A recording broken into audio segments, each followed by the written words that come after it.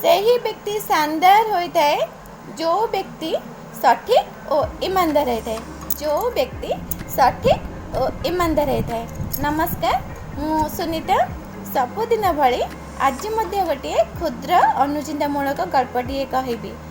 से गल्पटी होची सबुबले ईमानदार होई कार्य कर।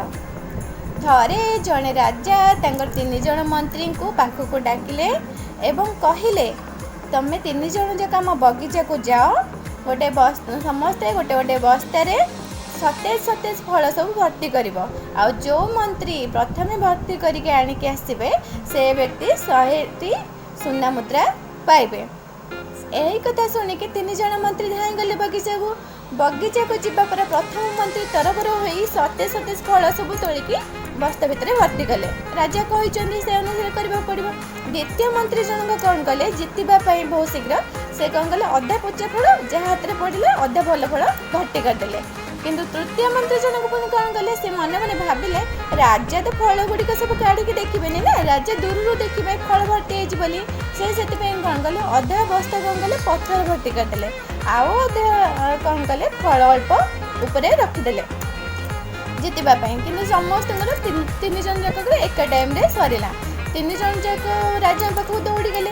राजा शाबाशी प्रदान कले एवं कहले तमें 3 जन जाक जो फल नहीं आसीच से फल को 3टी जेल भितर को लेकिन जाओ।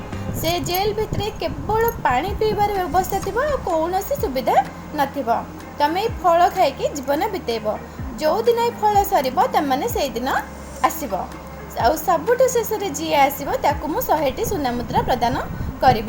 एक शुणिक 3 जन जाक गले 3टी जेल भितर को जावापर जी पत्थर भर्ती करते अल्प फल उपर रखी निश्चिंत शीघ्र सरीज खाद्य से सरीगला। से आगे बाहर की पलि आसिले जेल। द्वितीय जनक जी पचा अधा रखी भल अधा रखी सर निश्चिंत कहीं अल्प भल फल था से ही खाइले तो आउ पचा फल को फोपाड़े से द्वितीय आसिले। तृतीय जी आसिले सी होती प्रथम मंत्री जी कि भल फल सब बस्तार रखी से फल सरला बेलू डेरी है से सबुठ पछरे आसिले।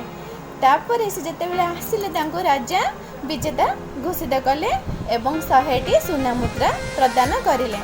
एथिरु आमे शिखिले सबु बेले निज कार्य को सठिक और ईमानदार सहित करबा उचित। एवं आमे गोटे कथा जानिचे आमे जो ठकिक 100टी भोग खाइबा अपेक्षा 100टी खाद्य खाइबा अपेक्षा जदि आमे ईमानदार सहित गोटे कार्य करी गोटे रुटी खाइबा ना सेटा सबुठ श्रेयस्कर अटे। रहुछि नमस्कार, समस्ते सुस्थ रुहंतु, भले रुहंतु।